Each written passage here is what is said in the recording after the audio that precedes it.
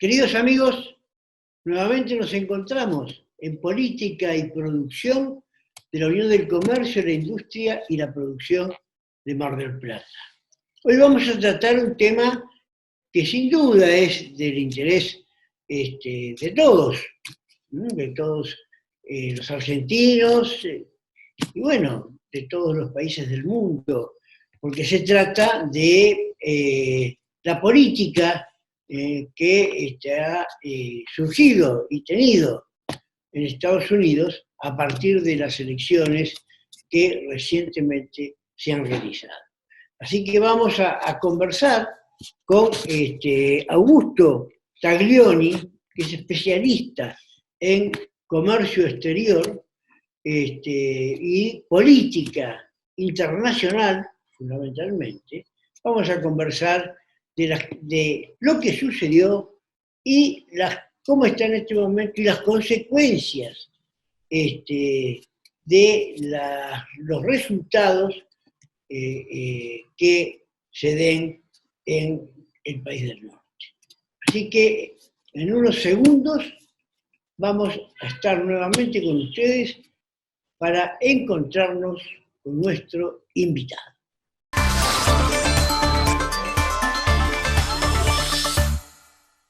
¿Sabés por qué venir a Provincia Net Pagos garpa?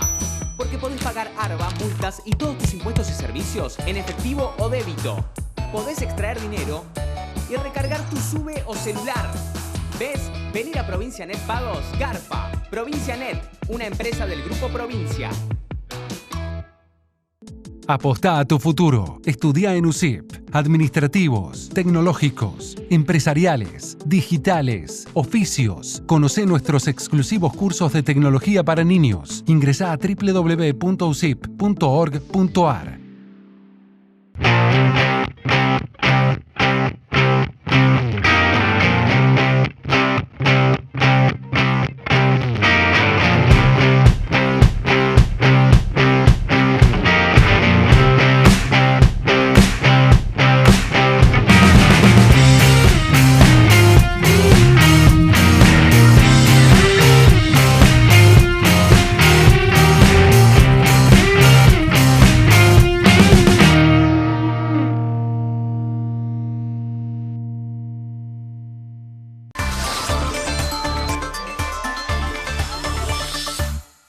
Queridos amigos, como les dijimos, estamos con Augusto Taglioni, especialista en política internacional, y bueno, vamos a charlar con él de lo que ha sucedido en Estados Unidos, las elecciones en Estados Unidos, y la problemática que ello ha generado. Augusto, bienvenido a nuestro programa, una vez más. En este tema que interesa al mundo y, bueno, por supuesto, a la Argentina también. ¿Cómo lo ves esto, las elecciones en Estados Unidos y la situación política que se ha generado como consecuencia? Bueno, primero gracias nuevamente por la invitación. Es un gusto estar, aunque sea virtualmente, en este contexto de pandemia. La verdad que Estados Unidos... la elección en Estados Unidos de alguna manera demostró lo que muchos suponíamos que iba a pasar, que iba a abrir y agudizar la crisis institucional que vive el país más importante del mundo, o una de las dos potencias junto con China más importante del planeta. Es muy extraño pensar que ya han pasado 2 semanas y aún no sabemos, o sí se sabe quién fue el ganador, pero hay uno de los candidatos que no lo reconoce, y lo que agrava la situación es que es el propio presidente el que no reconoce los resultados. Entonces, esto era un primer escenario posible frente a una elección que tuvo récord de participación, 66% de participación según diferentes números, en donde tanto Biden es el presidente con el voto popular, elegido con más cantidad de votos populares, 75 millones, pero también Trump tuvo muchísimos votos más que lo que había tenido en el año 2016. Entonces, ese escenario que ya se esperaba de división y de polarización, bueno, finalmente se concretó, con, como decíamos, el agravado de que no sabemos en qué momento el propio Donald Trump va a reconocer el resultado de los comicios. Acá son dos situaciones. Por un lado, tenés a una parte del Partido Demócrata que acompaña la estrategia de Trump de judicializar, uno de ellos, por ejemplo, el jefe de la bancada en el Senado, o dirigentes importantes como Ted Cruz, y por otro lado tenés los altos mandos de las Fuerzas Armadas estadounidenses y otros actores importantes del sistema estadounidense que están diciendo que no hubo fraude y están alejándose de la estrategia de Trump. La realidad es que parece complicado que, aún con un conteo que se haga de manera manual y detallado, la Corte Suprema falle a favor de Donald Trump. Igualmente hay que esperar un poquito más y bueno, no anticiparnos, pero pareciera difícil que Biden en enero no asuma como nuevo presidente de los Estados Unidos. Ahora, Augusto, un poco cuando empezamos, vos decías que esta crisis en Estados Unidos, pero no es la primera vez que sucede. Hay 3 o 4 cosas que quisiera puntualizarte. Una, que los demócratas siempre se caracterizaron por darle mucha importancia al mercado interno, a la economía, y los republicanos se caracterizaron por darle importancia a la política internacional, el tema del petróleo, etcétera, etcétera. Y bueno, lo que hemos venido observando en el último tiempo es que hay una grieta muy, muy profunda en Estados Unidos entre republicanos y demócratas. Nosotros nos asustamos de la grieta en la Argentina, pero ellos son... incluso hay un problema, vos lo has de recordar mejor que yo, no sé si fue con Clinton, no recuerdo bien, pero hubo un problema también de que hubo que repetir la elección en un estado porque había sido, digamos, no estaban conformes las partes y bueno, hubo todo un conflicto de esa naturaleza. O sea que hay historia acá en esto, no solamente por esto. A esto quizás se le agregue un poco la figura controvertida de Trump, que posiblemente, si no fuera así, porque realmente el gobierno de Trump lo que ha logrado es reflotar la economía de Estados Unidos. Hoy la economía de Estados Unidos está en muchas mejores condiciones que en el 2016. Por eso es que, vos cómo ves esto, fue una elección pareja, pero cómo ves esto para lo que viene, ¿no? Dijiste algo que es cierto, pareciera difícil que Biden no suma como presidente en enero, ¿no? Bueno, hay varias cosas que dejan este comentario. Punto número 1. En el 2000, George Bush y Al Gore tuvieron que definir a través de la Corte Suprema una elección muy, muy apretada en el estado de Florida, 535 votos de diferencia, que en su momento Al Gore había celebrado como tal, y eso lo daba como ganador en el colegio electoral, porque cabe recordar que Estados Unidos no importa tanto el voto popular, sino los votos que vos conseguís por cada estado en el colegio electoral. Finalmente, la Corte Suprema le dio la razón a Bush y Bush se consagró presidente en el año 2000. Es cierto eso que decir respecto de que hubo un antecedente. Acá la diferencia es que son muchos estados, digamos, no es solo uno, son varios estados que Trump está pidiendo que se acuda para poder volver a votar. Eso por un lado. Por otro lado, los demócratas, desde el fin, digamos, de la etapa unipolar de hegemonía estadounidense, luego de la caída de la Unión Soviética, adoptaron una estrategia que se denomina globalista, ¿sí? Esa estrategia más enfocada en la globalización, en las cadenas de valor globales, en las empresas globales, en el multilateralismo, ¿sí? Eso generó, por un lado, una hegemonía estadounidense en el escenario internacional, pero generó una deslocalización de empresas que estaban radicadas en Estados Unidos. Según diferentes analistas y números, se habla de 30.000 empresas que cerraron y 30.000 empresas que cerraron en los Estados Unidos a partir de ese proceso. Un poco sobre eso se paró Donald Trump en el 2016 y un poco haciendo campaña en el cinturón del óxido, en las viejas cinturón industrial, reimpulsando la industria del carbón, etcétera, logró ganar la elección y logró impulsar, poniendo muchos impuestos a las empresas que se quieran ir de Estados Unidos, logró impulsar de alguna manera la apertura de empresas en Estados Unidos. Eso no hay ninguna duda.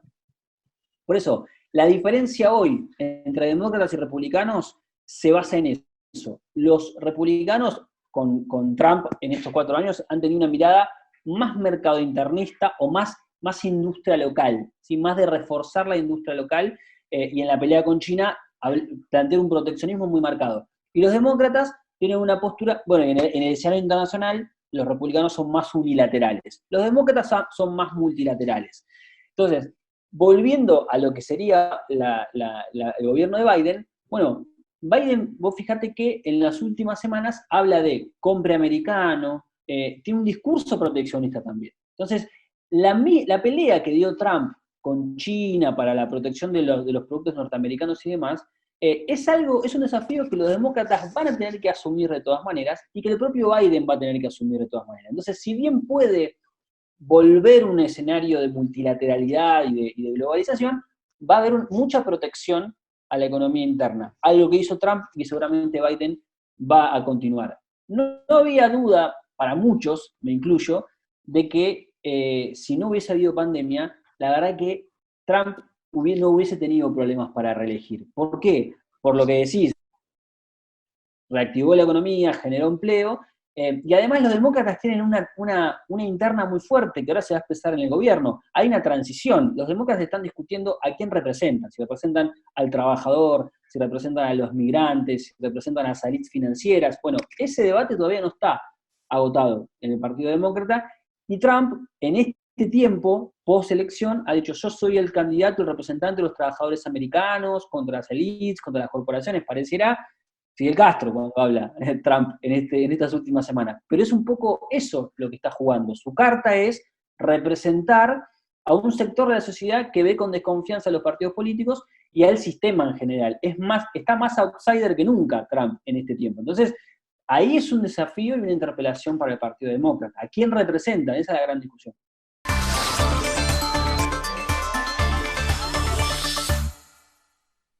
Apostá a tu futuro. Estudia en USIP. Administrativos, tecnológicos, empresariales, digitales, oficios. Conocé nuestros exclusivos cursos de tecnología para niños. Ingresá a www.usip.org.ar. ¿Sabés por qué venir a Provincia Net Pagos garpa? Porque podés pagar ARBA, multas y todos tus impuestos y servicios en efectivo o débito. Podés extraer dinero y recargar tu SUBE o celular. ¿Ves? Venir a Provincia Net Pagos garpa. Provincia Net, una empresa del Grupo Provincia.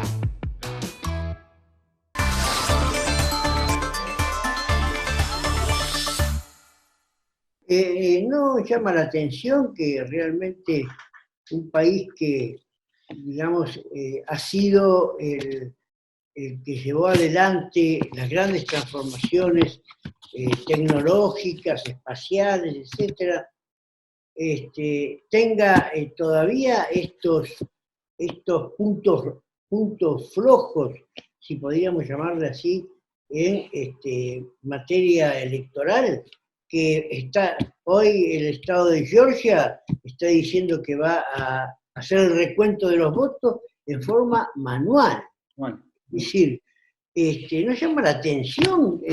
Lo hacen con intencionalidad de tener este tipo de problemas, sobre todo cuando hay tanta paridad entre los dos grandes partidos políticos de Estados Unidos. ¿Cómo lo ves esto?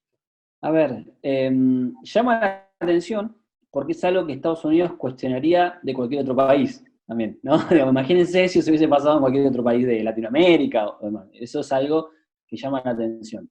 También es cierto que Estados Unidos cada estado de los Estados Unidos es un país en sí mismo, con reglas propias, con sistemas propios y con dinámicas propias. Entonces, ante una elección tan apretada, porque si vos te pones a mirar los estados donde hubo más, donde se está inclusive ahora discutiendo el conteo de los votos, o que estuvieron hasta el último momento indecisos, la diferencia es mínima. Es 1.5, 1%, 0.2, 0.5. Entonces, la verdad que yo no soy un especialista en sistemas electorales, pero la verdad es que si vos tenés un escenario de tanta paridad, lo más lógico es que los cuentes todas las veces que sean necesarias para que termines teniendo el resultado final. Entonces me parece que en ese sentido sorprende, pero tampoco me parece tan extraño, dada que, como decíamos, hubo puntos de participación de los últimos 20 años, cuando siempre el promedio es 55, 50% de participación, o 66% de participación, muy parejo. Entonces digo, no me parece nada extraño, y me parece bien que las autoridades electorales, más allá de que Trump está jugando su estrategia para condicionar a Biden y todo lo que está haciendo Trump, que lo hace a propósito, me parece bien que las autoridades electorales planteen todo el conteo que sea necesario para darle la credibilidad. Lo que sí, el sistema en general, el sistema político estadounidense, las Fuerzas Armadas, el Poder Judicial y demás, me parece que están un poco tratando de salir a defender el resultado de las elecciones y la credibilidad y transparencia de los comicios, que es algo que Trump está poniendo en duda. Ahora, ¿cuánta gente votó? Porque en Estados Unidos tiene la característica de que, al contrario de lo que es el sistema nuestro, que es obligatorio, Estados Unidos es voluntario. Uh-huh. Por eso puede haber diferencias no originadas fundamentalmente en la voluntad de votar o de no votar. ¿Cómo resultó esta elección? ¿Cuánta gente votó y comparado con la última elección del 2016? Bueno, haciendo un conteo rápido de números, tenés 75 millones de personas que votaron a Biden y 70 millones de personas que votaron a Trump. Ahí tenés 145 personas que votaron.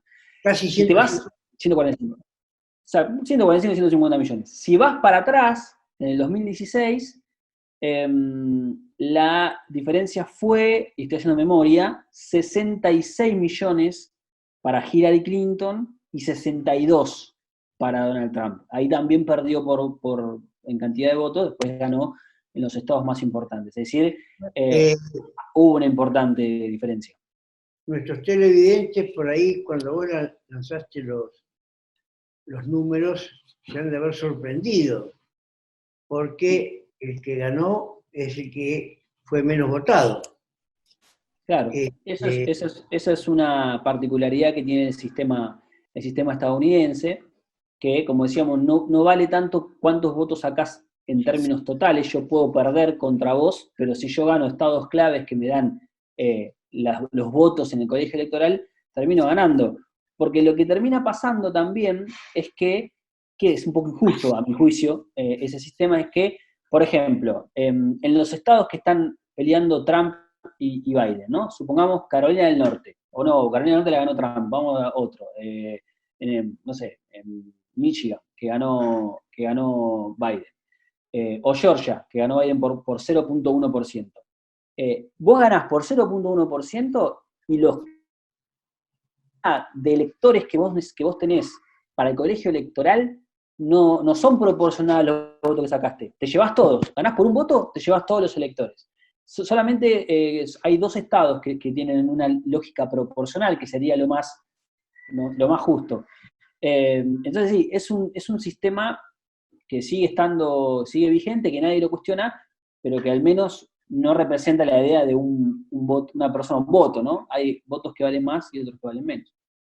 Pareciera que el hecho de que ganen los demócratas y Biden sea presidente, podría ser para aquellos países de Latinoamérica y de nuestra América del Sur, que tienen gobiernos más inclinados hacia lo popular y digamos, un poco alejados de esas situaciones de decisiones políticas duras, como es Bolsonaro en Brasil, pareciera que podría llegar a beneficiar a la América Latina en lo que hace a una palanca para el desarrollo de los países latinoamericanos, ¿no? Mira, yo creo que demócratas y republicanos tienen más continuidades que cambios en política exterior. Y pensando en América Latina, me parece que está todavía es un gran signo de pregunta cuál va a ser la política de Biden para la América Latina. Yo creo que hay algunas cosas que van a cambiar y otras que van a continuar. Dentro de lo que va a continuar igual, me parece que, por ejemplo, la cuestión Venezuela no creo que cambie demasiado. Estados Unidos va a seguir teniendo una política muy dura contra Maduro, y va a tratar de forzar su salida. Habrá que ver el tono, habrá que ver si se profundizan las sanciones o qué estrategia se tiene, a diferencia de Trump, pero me parece que va a seguir siendo una política de Estado de los Estados Unidos, por ejemplo, en el caso de Venezuela. En el caso de Bolsonaro que mencionaba, bueno, Bolsonaro es el gran derrotado de América Latina de esta elección de Trump, porque Bolsonaro se jugó todas las cartas a que ganaba Trump, hizo campaña por Trump y aún no reconoció el gobierno de Biden. Entonces esto, si bien Brasil es más importante que Bolsonaro y Estados Unidos entiende que Brasil es importante y va a haber relación con Brasil, hay un eje que los pone muy en tensión a Biden y a Bolsonaro. Una es, bueno, que Biden es un globalista y es un multilateralista, cosa que no es Bolsonaro, que se abrazó no solamente a la alianza con Estados Unidos, sino al proyecto antiglobalista de Trump. Y además de eso, hay un punto que va a generar mucha fricción, que es el tema del Amazonas. Esta semana que pasó, Bolsonaro dio como una advertencia a Biden diciendo dando a entender que puede haber una guerra con Estados Unidos por el Amazonas. Palabras más, palabras menos. El jefe del ejército, Edson Leal Pujol, de los Estados Unidos, de Brasil, dijo, bajo ningún punto de vista va a haber un enfrentamiento con Estados Unidos, nosotros no tenemos fuerza para hacer eso. Pero esto es lo que desnuda, más allá de la bravuconada o de la retórica, es que el Amazonas entra en tensión con Europa y con Estados Unidos, ahora con Biden. ¿Por qué? Porque Biden es un defensor del medio ambiente, porque Biden va a volver al Acuerdo de París, y porque la disputa es si el Amazonas es un problema solo de Brasil, y meterse en esa discusión es injerencia internacional, extranjera, o violar la soberanía nacional de Brasil, o el Amazonas es un patrimonio de la humanidad que tiene que ser abordado por todos los países, ¿no? En su momento Francia propuso un fondo de emergencia del G7 que fue rechazado por Bolsonaro, después hubo muchos episodios de tensión entre Macron y Bolsonaro, y ahora Biden va a retomar eso. Digo, la falta de políticas de medio ambiente de Bolsonaro va a generar y erosionar la relación con Estados Unidos y con Europa. Entonces me parece que es un gran derrotado. El resto de los países, hay que ver, hay algunos que especulan que Argentina puede ser un buen articulador entre Biden y la región, hay otros que no va a haber demasiados cambios. Me parece que Argentina por ahí tiene una oportunidad para mejorar una relación que no fue mala con Trump, pero que por lo menos puede haber más instancia de diálogo. Muy bien, querido amigo, gracias por visitarnos en nuestro programa y sobre todo a la claridad con que se ha logrado reflejar para nuestros televidentes toda esta problemática política de Estados Unidos, que es tan importante para ellos, pero también es muy importante para el mundo. Así que gracias por tu presencia. Gracias por la invitación, Raúl, y bueno, cuando gusten, saben que estoy. Gracias. Bueno.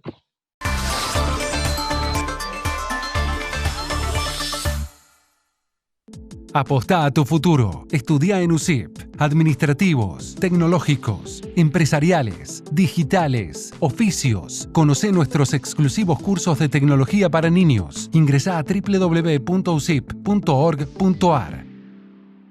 ¿Sabés por qué venir a Provincia Net Pagos garpa? Porque podés pagar ARBA, multas y todos tus impuestos y servicios en efectivo o débito. Podés extraer dinero y recargar tu SUBE o celular.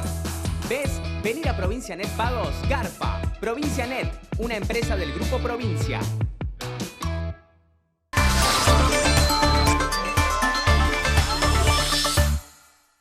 Llegamos al cierre, queridos amigos. Esperemos que ustedes hayan recogido, como lo hemos recogido nosotros, la información y la formación, como siempre digo, de lo que está pasando en Estados Unidos y lo que nos deja como conocimiento y lo que nos deja como influencia para toda América Latina. Realmente creo que ha sido suficientemente claro nuestro invitado y hemos logrado que, tener las perspectivas de lo que viene, cómo puede venir y lo que puede pasar. Así que gracias, queridos amigos, por acompañarnos. Va a ser un gusto encontrarnos con ustedes nuevamente dentro de una semana aquí, en Política y Producción de la Unión del Comercio, la Industria y la Producción de Mar del Plata. Muchas gracias.